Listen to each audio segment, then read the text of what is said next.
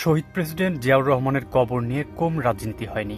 সামান্য নকশার অজুহাতে কবরটাকেই সরিয়ে দেওয়ার পরিকল্পনা করেছিল ফ্যাসিস্টদের দল। কিন্তু যে থাকে মানুষের হৃদয়ে তাকে সরানোর সাধ্য কার? তাই আজ বহাল তবিয়তে জ্বলজ্বল করছে জিয়াউর রহমানের কবর, কিন্তু পালিয়ে গেছে ষড়যন্ত্রকারীরা।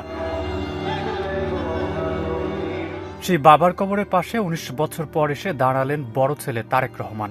বাবার কবর জিয়ারত থেকে ১.৫ যুগ দূরে থাকা তারেক রহমান যখন নত মস্তকে কবরের পাশে দাঁড়ালেন, তার ভেতরটা যে দুমড়ে মুচড়ে যাচ্ছিল তা প্রকাশ পেয়ে গেল ছলছল চোখেই। চুপ করে থাকলেন বেশ কিছুক্ষণ, বাবার সাথে কথাও হয়তো বললেন হৃদয়ের কোনো সংযোগে। পরে চোখ মুছলেন। চোখের পানি ধরে রাখতে পারলেন না নেতাকর্মীরাও। এরপর ২৭ ডিসেম্বর গেলেন ছোট ভাই আরাফাত রহমান কোকোর কাছে। সুস্থ ভাইকে রেখে দেশ ছেড়েছিলেন তারেক রহমান। সেই ভাইকে আর জীবিত বা মৃত দেখার সুযোগটাও পাননি তিনি। ভাইকে ভালোবাসতেন নিজের চেয়েও নাকি বেশি। বড় ভাই বলতে পাগল ছিলেন কোকো। কিংবদন্তি প্যালেস্টাইন নেতা ইয়াসির আরাফাতের নামে জিয়া দম্পতি নামকরণ করেছিলেন তাদের ছোট ছেলের। ১০ বছর হল কোকোর দুনিয়া থেকে বিদায় নেওয়ার। ভাইকে শেষ দেখাটাও দেখতে পারেননি তারেক রহমান। গত ২৭ তারিখে কোকোর কবরের পাশে দাঁড়িয়ে কি ভাবছিলেন তারেক রহমান? চোখের সামনে সেই ছোটবেলার খুনসুটি, কোকোকে জড়িয়ে ধরার সেই স্মৃতিগুলো কি দুমড়ে মুচড়ে দেয়নি তাকে? তথ্য বলছে এর আগে সর্বশেষ ২০০৬ সালের ১ সেপ্টেম্বর বিএনপির প্রতিষ্ঠা বার্ষিকীতে শহীদ প্রেসিডেন্ট জিয়াউর রহমানের সমাধিতে শ্রদ্ধা জানিয়েছিলেন তারেক রহমান। তখন তিনি দলের জ্যেষ্ঠ যুগ্ম মহাসচিব।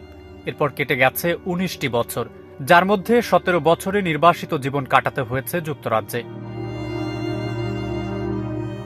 ফেরার দিনই ৩০০ ফিটের মঞ্চে বাবা মা কিংবা ভাইয়ের কথা বলার আগেই স্মরণ করেন শহীদ ওসমান হাদিকে। এক সাহসী সদস্য ওসমান হাদিকে হত্যা করা হয়েছে, ওসমান হাদি শহীদ হয়েছে।